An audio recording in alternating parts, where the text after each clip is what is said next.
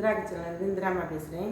இன்றைக்கி நம்ம என்ன செய்ய போகிறோம்னா கோதுமையிலேருந்து ஒரு ஃபில்லிங் வச்சு, அதாவது வெஜிடேரியன் வச்சு எப்படி வந்து நம்ம டிஃபன் செய்யலான்னு பார்க்கலாம் வாங்க. எப்போவுமே சப்பாத்தி பூரி அது மாதிரி தான் நாங்கள் செய்கிறோம், தோசை. இப்போ இதை வந்து எப்படி செய்யலான்னு வாங்க வீடியோக்குள்ளே போய் பார்க்கலாம். இப்போ பாருங்கள், கோதுமை மாவு நல்லா ஜலிச்சு எடுத்து வச்சுருக்கேங்க. இந்த கப்பில் 3 கப்பு, எங்களுக்கு எல்லாருக்கும் 4 பேருக்கு டிஃபன் வேணும், அதுக்காக 3 கப்பு எடுத்து வச்சுருக்கேன். 250 ml பிடிக்கிற கப்பில். இப்போ வாங்க, இதுக்கு வந்து உப்பு சேர்த்துக்கலாம்.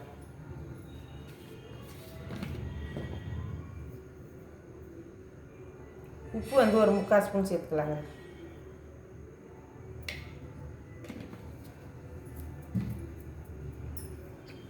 உப்பு சேர்த்தாச்சு.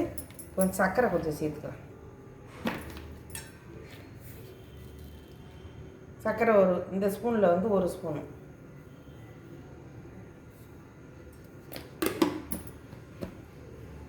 இதை நல்லா கலந்து விட்டுக்கலாம்.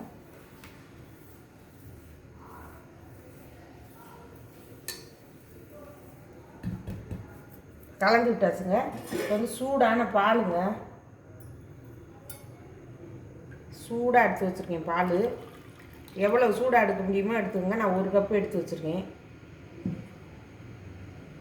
1 கப்பு பாலையும் இதில் ஊற்றி சேர்த்து கலந்துடலாங்க. இந்த பால் ஃபுல்லாகவே ஊற்றிடலாங்க. பத்தலைனா சூடாக சுடு தண்ணி காய வச்சு வச்சுருக்கேன், தொளிச்சு பிசைஞ்சுக்கலாம். சூடாக இருக்குது, கை வச்சு இப்போ பிசையாடிங்க, ஸ்பூன் வச்சு பிசைஞ்சுக்கோங்க.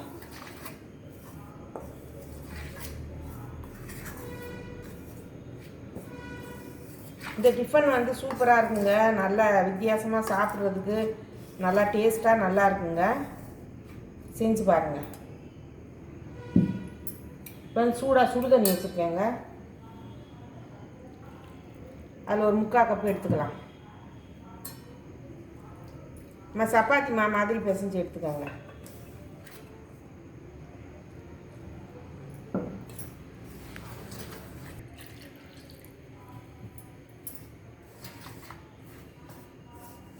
இப்படியே பத்தாது போலங்க. இன்னும் இருக்கிறத கொஞ்சம் 3/4 கப்பு ஊற்றி வச்சுருக்கேன். எவ்வளோ தேவையோ நம்ம, ஏன்னா ஒவ்வொரு மாவை பொறுத்தது. நம்ம சப்பாத்தி மாவு பக்குவத்துக்கு பிசைஞ்சுக்கோங்க. சூடான பால், சூடான சுடு தண்ணியே ஊற்றணும். அப்போத்தே நல்லா சாஃப்டாக கிடைக்கும் உங்களுக்கு.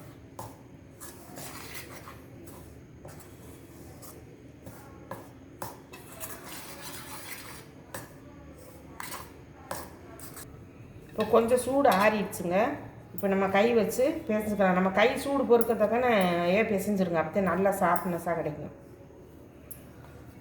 மாவு தொட்டாலே உங்களுக்கு தெரியும், அவ்வளோ சாஃப்டாக இருக்கும். நம்ம கையில் பிசையும் போது இந்த மாதிரி சூடாக ஊற்றி பிசைஞ்சிங்கன்னா இதே மாதிரி செஞ்சு பாருங்கள்.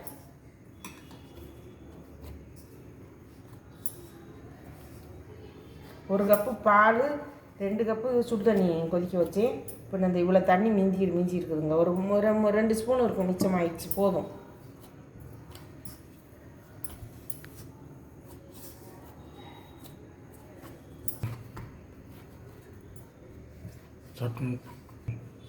இப்போ 1 ஸ்பூன் எண்ணெய் போட்டுக்கலாங்க. எண்ணெய் 1 ஸ்பூன் மேலே போட்டு தடவி வச்சிடலாங்க. ஊறட்டு மாவு அவ்வளோதாங்க. ஊறட்டு மாவு. நம்ம வெஜிடேரியன் வந்து நம்ம அதுக்கு உள்ளே வைக்கிற சப்பிங் செய்யணும். அது எப்படி காயெல்லாம் வெட்டிக்கிட்டு உங்கள்கிட்ட காமிக்கிறேன் என்னென்ன காயின்னு. இப்போ பாருங்கள், மாவு சூப்பராக ரெடி ஆயிடுச்சு. இந்த மாதிரி ஒரு கவர் எடுத்துக்கோங்க. இந்த மாதிரி கவரில் போட்டு வச்சுருங்க.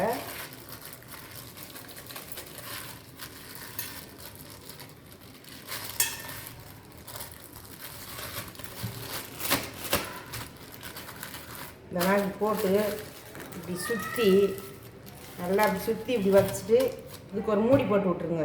எடுத்து பாருங்கள், மாவு அவ்வளோ சாஃப்டாக இருக்கும். அப்புறம் எடுத்து காமிக்கிறேன் பாருங்கள். இப்போ வாங்க, வெஜிடபிள்லாம் வெட்டியாச்சுங்க. பாருங்கள், வெங்காயம் வந்து பல்லாரி வெங்காயம் ஒரு 3 வெங்காயம், பெரிய வெங்காயம் கட் பண்ணி வச்சுருக்கேன் நீட் வாக்கில். ஒரு 2 தக்காளி நீட் வாக்கில் கட் பண்ணி வச்சுருக்கேன். குடமிளகா 1 கட் பண்ணி வச்சுருக்குறேங்க, இந்த மாதிரி நல்லா பொடிசாக. கோஸு ஒரு 100 கிராம் இருக்கும் கோஸு. ஒரே ஒரு பச்சை மிளகா ரவுண்டாக மெலிசாக கட் பண்ணி வச்சுருக்கேன். ஒரு 25 கிராம் இருக்கும் பீன்ஸு கட் பண்ணி வச்சுருக்கேன் பொடியாக. ஒரே ஒரு கேரட்டுங்க. ஒரு முள்ளங்கியெல்லாம் பசங்க சாப்பிடாதுங்க. இந்த மாதிரி திருவி வச்சுருக்கேன். ஒரு முள்ளங்கி தோல் சீவிட்டு கழுவிட்டு சீவி வச்சுருக்கேன். இது பீர்க்கங்காங்க. இது வந்து பீர்க்கங்காயெல்லாம் பசங்க சாப்பிடவே சாப்பிடாதுங்க. இந்த மாதிரி சேர்த்துக்கோங்க. பீர்க்கங்காய் வந்து ரொம்ப உடம்புக்கு நல்லது, நீர் சத்து உள்ளது. இது வந்து ஒரு நீட்டு பீர்க்கங்காயில் பாதி.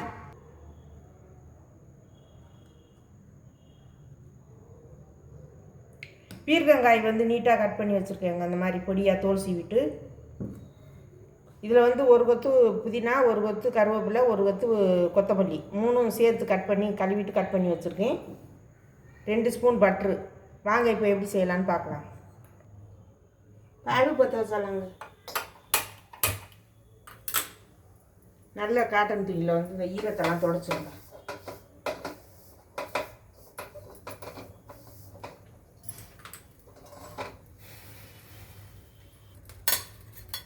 இப்போ இந்த 2 ஸ்பூன் பட்ரு சேர்த்துக்கலாங்க.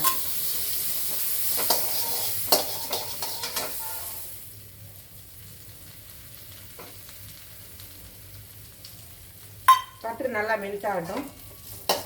பட்டர் இருந்தால் பட்டர் போட்டுக்கோங்க, நெய் இருந்தால் நெய் போட்டுக்கலாம், இல்லைன்னா நம்ம குக்கிங் ஆயிலே யூஸ் பண்ணிக்கலாம். இது நல்லா கரையட்டும். நான் என்ன பொரிய போடுறேன்னு பார்க்கலாம். ஒரு 3/4 ஸ்பூன் கடுகு போட்டுக்கோங்க. கடுகு வெடிக்கட்டும். 1 ஸ்பூன் உளுந்துங்க. கடுகு நல்லா வெடிச்சிருச்சு. 1 ஸ்பூன் உளுந்து போட்டுக்கோங்க. வெஜிடேபிள் வந்து கொஞ்சம் நிறையா எடுத்துருக்கேன், அதனால் 1 ஸ்பூன் சோம்பு. இது நல்லா ஜீரணமாகுங்க. சோம்பு போடுங்க. நம்ம கடித்து சாப்பிடும்போது நல்லா வாசனையாக இருக்கும்.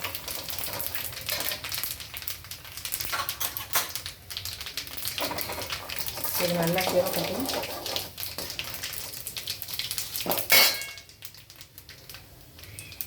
சேர்ந்து வந்து இந்த பச்சை மிளகாய், நம்ம சில்லி பச்சை மிளகாய் வெட்டி வச்சுருக்கோம்ல, அது போட்டுக்கலாங்க. இப்போ வெங்காயத்தை சேர்த்துக்கலாம்.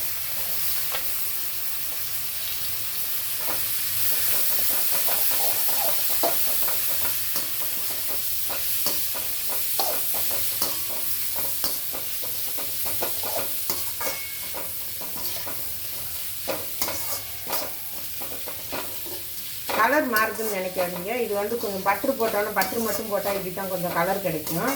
அது ஒன்றும் இல்லை. நம்ம மஞ்சள் தூள் மிளகாத்தூள்லாம் போட்டோம்னா நம்மளுக்கு நல்ல கலர் வந்துடும். இப்போ இது வதங்கட்டுங்க. எல்லா காய்க்கும் சேர்த்து ஒரு ஸ்பூனுங்க, அதாவது கல் உப்பு சேர்த்து சமைச்சு பாருங்கள். சூப்பராக இருக்கும் டேஸ்ட்டு.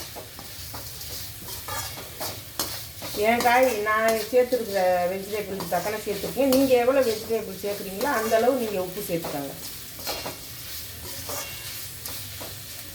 இஞ்சி பூண்டு விழுது 1 ஸ்பூன் சேர்த்துக்கலாங்க. ஒரே 1 ஸ்பூன் சேர்த்தா போதும்.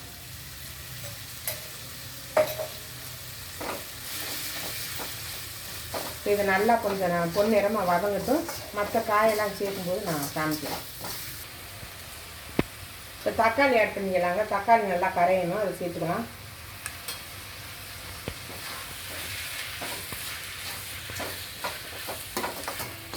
இப்போ தக்காளி கொஞ்சம் வதங்கிடுச்சுங்க. இப்போ பீன்ஸ் வந்து கொஞ்சம் வேகிறதுக்கு லேட் ஆகும், அதை கொஞ்சம் வதக்கிடலாங்க. பீன்ஸு, அதாவது குடமிளகா, அதையும் சேர்த்துடலாம்.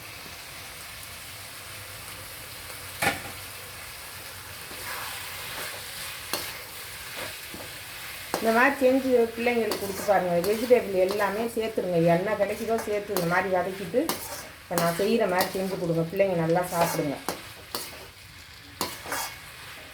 முள்ளங்கியெல்லாம் சாம்பாரில் போட்டால் சாப்பிடுதுங்க இல்லைங்க. முள்ளங்கியே சேர்க்குறது இல்லை. முள்ளங்கியெல்லாம் வந்து இந்த கிட்னி ஸ்டோனுக்கெல்லாம் ரொம்ப நல்லதுங்க. நீர் சத்துக்கு ரொம்ப, உடம்புக்கு ரொம்ப நல்லது அது. முள்ளங்கியெல்லாம் பிள்ளைங்களுக்கெல்லாம் அந்த மாதிரி கலந்து கொடுங்க. இது வேகத்தை கொஞ்சம் கோஸ் சேர்த்துக்கலாங்க.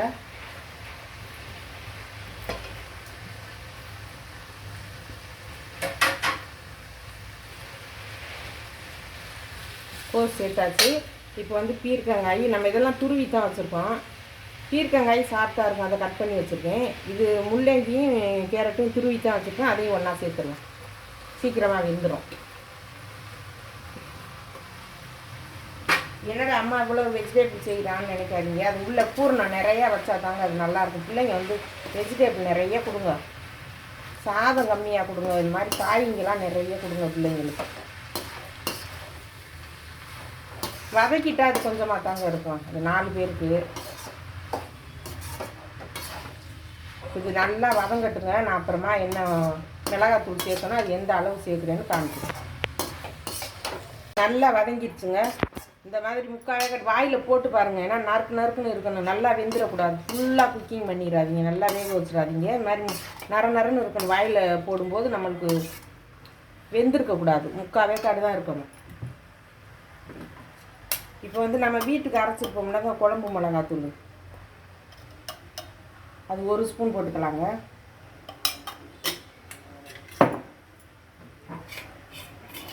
தனி மிளகாத்தூளுங்க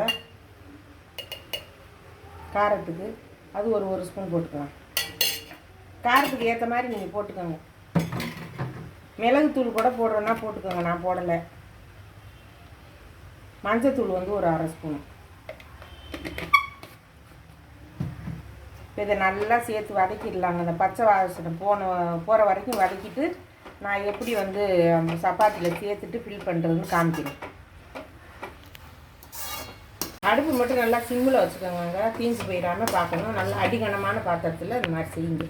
நல்லா டேஸ்ட்டு அதிகமாக கொடுக்கக்கூடியதுங்க. இதுதான் முக்கியமானது. ஒரு ஸ்பூன் வந்து வெள்ளை சர்க்கரை சேர்த்துக்கங்க. டேஸ்ட்டு சூப்பராக இருக்கும். இப்போ வந்து இதோட நம்ம அந்த கொத்தமல்லி, புதினா, கருவேப்பிலையெல்லாம் இருக்கு இல்லைங்களா, அதையும் சேர்த்துடலாம். இதை ஒரு பெரட்டி எடுத்துகிட்டு வந்துடலாங்க. அவ்வளோதாங்க. இப்போ பாருங்கள், நம்ம உள்ளே வைக்கிற ஸ்டஃபிங் வந்து ரெடி ஆயிடுச்சு. இப்போ இது ஒரு ஓரமாக இருக்கட்டும். இப்போ மாவு வந்து நல்லா ஊறிடுச்சுங்க. இப்போ எடுத்துக்கலாம் மாவை. இந்த மாதிரி கவரில் போட்டு வைங்க. கவரோடவே எப்படியே வச்சுக்கோங்க. தொட்டு பார்த்தீங்கன்னா அவ்வளோ சூப்பராக இருக்குங்க. மாவு மெத்துணும். இப்போ நம்ம பூரிக்கு எடுப்போம்லங்க, அந்த அளவு எடுத்துக்கோங்க மாவு. பூரி இந்த மாதிரி ஒரு இட்லி தட்டு எடுத்துக்கோங்க. இட்லிக்கு தண்ணி வந்து கொதிக்க வச்சுருக்கேன் இட்லி சட்டியில். இது தேங்காய் எண்ணெய், லைட்டாக தேங்காய் எண்ணெய், பட்டர், நெய் எது வேணாலும், நல்லெண்ணெய் எது வேணாலும் தடவிக்கங்க. இந்த மாதிரி ஃபுல்லாக தடவிடுங்க. லைட்டாக தடவினா போதும். இப்படி ஒரு ஓரமாக இருக்கட்டும். இந்த அளவு மாவு எடுத்துக்கோங்க. பூரிக்கு மாவு எந்த அளவு எடுக்கிறோமோ அந்த அளவு எடுத்துக்கோங்க. எடுத்துக்கிட்டு இந்த மாதிரி கோதுமை மாவு வந்து இந்த மாதிரி இது பண்ணிக்கோங்க. இந்த தடவிக்கோங்க. இந்த கட்டுரு தான் இருக்குது, இந்த பூரி கட்டில் இல்லை. இது மாதிரி தேய்ச்சிருங்க. நல்லா சாஃப்டாக இருக்கும் மாவு. நல்லா மெலிசாக தேய்ச்சிருங்க. ஓட்டை விழுந்துடாமல் ஒரே மாதிரி தேய்ங்க.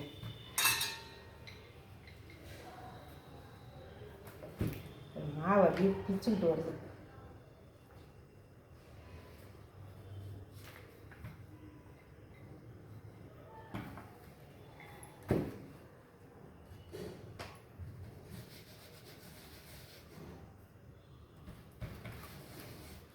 இது ரெடி ஆகிடுச்சுங்க. கட்டெல்லாம் பண்ண வேண்டாங்க. கட் பண்ணுறதெல்லாம் நம்ம அளவுக்கு வேணுன்னா கட் பண்ணிக்கலாங்க. கட் பண்ணலாம் வேண்டாம். ஸ்கொயராலாம் கட் பண்ண வேண்டாம். இந்த மாதிரி தேவையான அளவு பசங்களுக்கு நல்லா நிறைய வச்சுருங்க. ஒரு 2 சாப்பிட்டா கூட திருப்தியாக இருக்கும் பசங்களுக்கு. இந்த மாதிரி ஒரு சின்ன புளிக்கரண்டியில் வந்து ஒரு கரண்டி எழுதி வச்சுக்கோங்க மாவு. இப்போ வந்து இதை வந்து இப்படி செஞ்சிடலாங்க. இந்த பாருங்க, நம்ம இப்படி மடிக்கிறோம் இல்லைங்களா, நம்ம புடவையெல்லாம் நம்ம இப்படி செய்கிறோம்ல, அந்த மாதிரி செஞ்சுட்டாலே போதுங்க.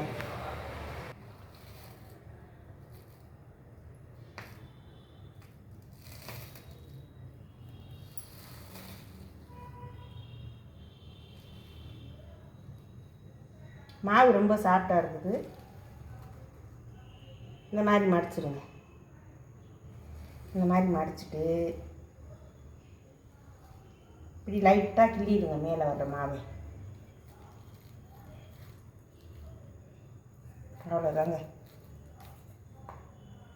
சூப்பராக இருக்கும். இந்த மாதிரி செஞ்சு பாருங்கள்.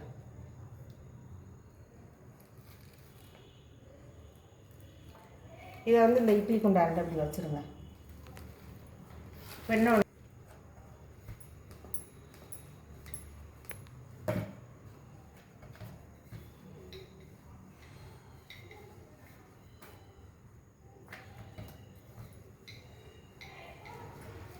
இது மாதிரி தேய்ச்சிக்கோங்க. தேய்ச்சிக்கிட்டு இந்த மாதிரி நல்லா ஃபுல்லாக ஒரு கரண்டி நிறைய அள்ளி வைங்க போதும்.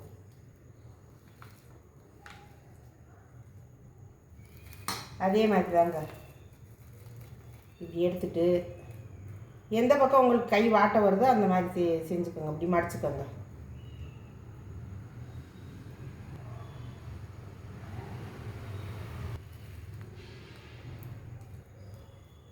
இந்த முனி மாவை மட்டும் லைட்டாக கிள்ளிடுங்க சேர்த்துட்டு.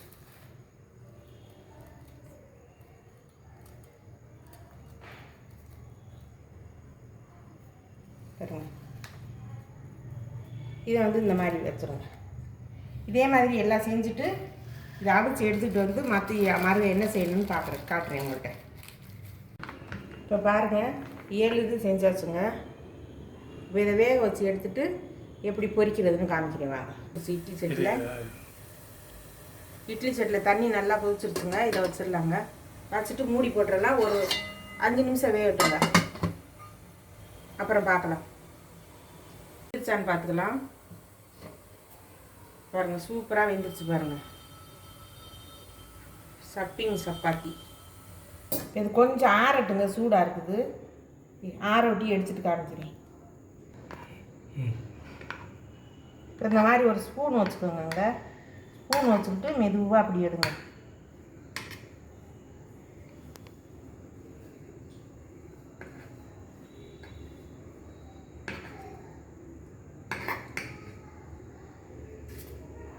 சூடாக இதே மாதிரி எடுத்துட்டு நான் காமிக்கிறேங்க.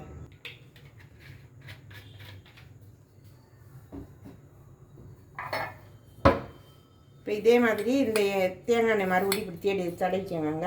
தேங்காய் எண்ணெய் தடவினீங்கன்னா நல்லா வாசனையாக இருக்கும்ல. நான் நெய் தடவிக்கோங்க. சுடுது சார்.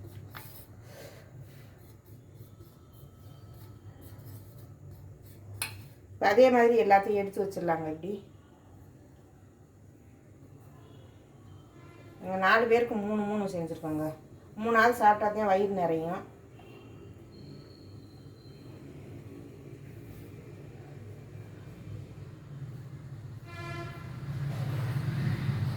இதையும் வேக வச்சிடலாங்க. இது 5 நிமிஷம் வேகட்டும். இந்த மாதிரி லைட்டாக வந்து குக்கிங் ஆயில் சேர்த்துக்கோங்க. சும்மா 2 ஸ்பூன் மட்டும் சேர்த்துக்கோங்க.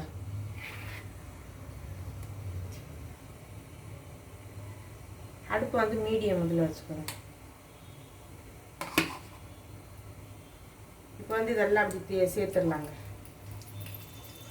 ஒரு 3 போட்டு எடுத்துக்கிறாங்க. 3 தான் பிடிக்கும். இதே ஆகட்டும். இப்போ வாங்க அதை திருப்பி விட்டுக்கலாங்க. அப்படியே பொறுமையாக திருப்பிடுங்க. அந்த மாதிரி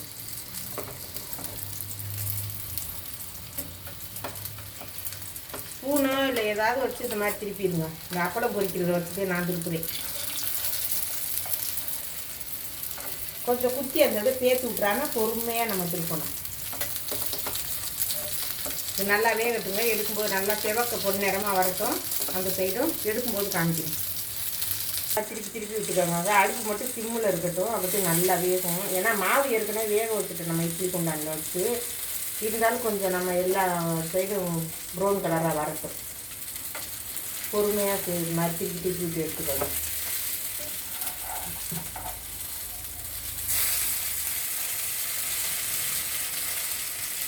இதே மாதிரி ஒரு 2 வாட்டி இப்படி திருப்பி விட்டு எடுத்துட்டு நான் காமிக்கிறேன்.